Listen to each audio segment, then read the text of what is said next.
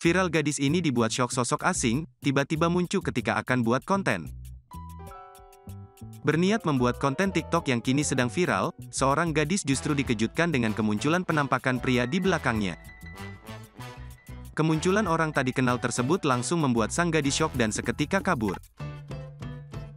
Dalam video terlihat beberapa gadis remaja tengah membuat konten di sebuah taman.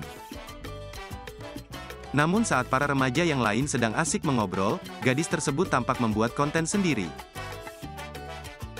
Saat asyik berjoget dan berputar ke belakang, gadis tersebut dibuat kaget dengan kemunculan seorang ODGJ yang mengenakan baju compang camping di belakangnya.